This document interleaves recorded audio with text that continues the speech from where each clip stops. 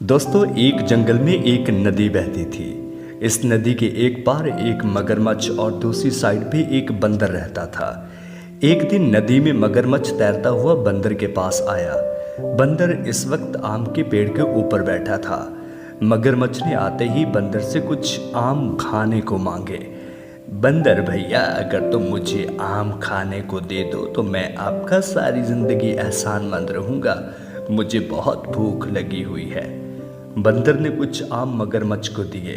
मगरमच्छ ने आम खाए तो बोला, बंदर भैया, आम तो वाकई ही बड़े मज़े के हैं। इस तरह मगरमच्छ रोज़ आता और बंदर मगरमच्छ को आम खाने को देता और इनकी आपस में दोस्ती होगी। एक दिन मगरमच्छ को बंदर ने कुछ आम देकर बोला, ये लो भाई, कुछ आम घर ले जाओ और भाभी को भी खाने को दे देना, वो भी बेचारी अपना मुंह मीठा कर लेगी।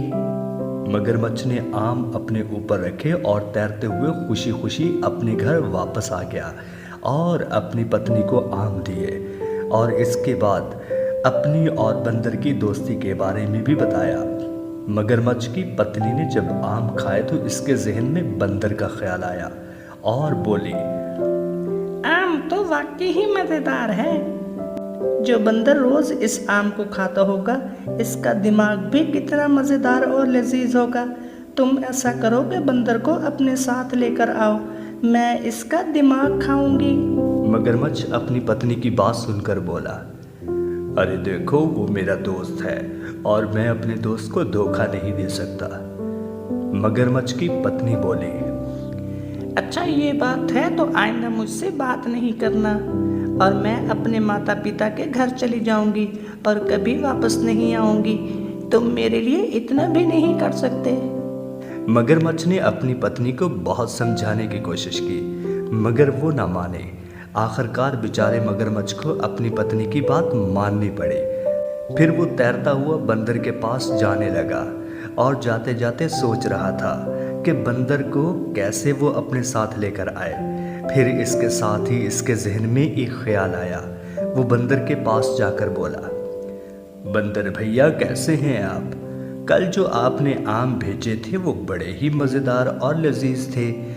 मेरी पत्नी ने तो आपकी बहुत तारीफ की है। आज उसने मुझसे कहा कि अपने बंदर दोस्त से मुझे भी मिलवाओ और इसने तुम्हारे लिए खाने का बंदोबस्त भी कर रखा है। बंदर ने खाने की बात सुनी तो फौरन इसके मुंह में पानी भर आया। वो फौरन मगरमच्छ के साथ चलने के लिए तैयार हो गया।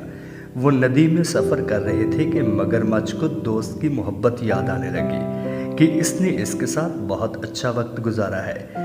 वो फौरन बंदर से बोला, बंदर भैया, बात यह है कि मेरी पत्नी ने जब तुम्हारे भेजे हुए आम खाए तो इसने बहुत जिद की वो तुम्हारे दिमाग को खाएगी, क्योंकि इसने कहा था कि बंदर का दिमाग भी आमों की तरह मीठा और मज़ेदार होगा।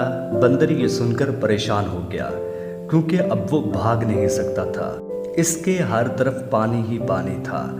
इसके जहन में फौरन एक प्लान आया और बोला, भाई मगर तुम बहुत अच्छे हो, मैं तुम्हारे लिए अपनी जान भी दे सकता हूँ, मगर एक बात है कि बंदर अपना दिमाग अपने साथ लेकर नहीं घूमते। बंदर हमेशा अपना दिमाग पेट पर रखते हैं। अगर तुम्हारी पत्नी मेरा दिमाग खाना चाहती है तो फौरन वापस चलो ताकि मैं पेड़ से अपना दिमाग ले आऊं। मगरमच्छ ने बंदर की बात सुनी तो फौरन वापस पलटा और पेड़ की जानिब जाने लगा। पेड़ के करीब पहुंचकर बंदर ने जल्दी से छलांग लगाई और पेड़ पर चढ़ गया और फौरन बोला, ओ अबे बेवकूफ़ मगरमच्छ, तुम्हारी दोस्ती से बेहतर है कि मैं अकेला ही ज़िंदगी गुजार लूँ। बेवकूफ़ दोस्त से तो अक्लमंद दुश्मन ही बेहतर होता है। मगरमच्छ ने बंदर की बात सुनी तो फौरन वहाँ से चला गया। दोस्तों, बंदर ने मुश्किल वक्त में अपने आप को बचाने के लिए बहुत ही अच्छा प्लान सोचा, जिससे इसकी जान भी बच गई और बेवकूफ़ दोस्त की पहचान भी हो गई।